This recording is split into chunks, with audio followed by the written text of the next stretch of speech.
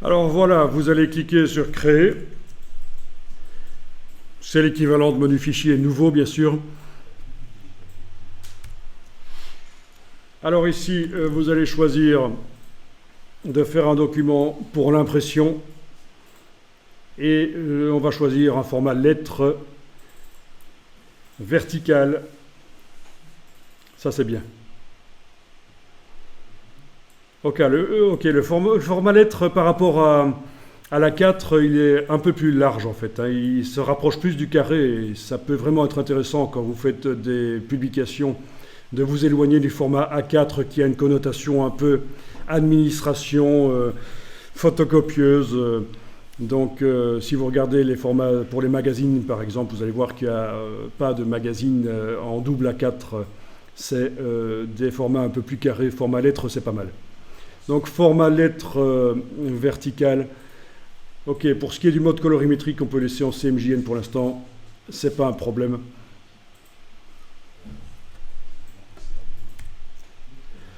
Voilà, vous connaissez bien sûr les raccourcis clavier, barre d'espacement pour bouger le document sur sa fenêtre. Alors, vous allez prendre la plume et on va faire une espèce de feuille d'arbre très rapide, feuille simple. Donc, vous prenez la plume, vous positionnez à peu près dans le haut de la page, vers le milieu, mais plutôt haut de la page, comme ça vous pouvez positionner la plume. Vous cliquez,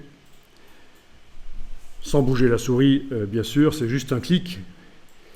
Puis, vous allez plus haut, vous faites un cliquer, glisser, vous allez faire comme ça une courbe. Voilà, il y a une grande tangente qui est apparue.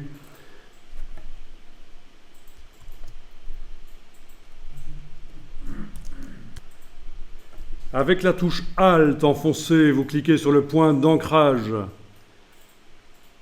Le point du tracé là. Comme ça, vous allez supprimer la deuxième moitié de tangente.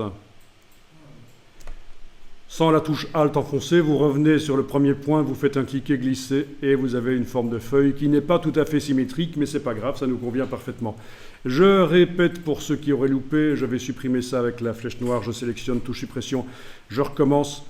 Donc j'ai fait un point, j'ai cliqué, sans enfoncer le bouton à souris, je vais plus haut, je fais cliquer glisser, ça fait une tangente. Avec la touche Alt, je clique sur le point d'ancrage. Ça enlève la deuxième moitié de tangente, qui ne va donc pas influencer la courbe suivante. Je vais sur le premier point, je fais un cliquer glisser, ça me fait une espèce de feuille pas tout à fait symétrique, mais c'est parfait, c'est ce qu'on veut.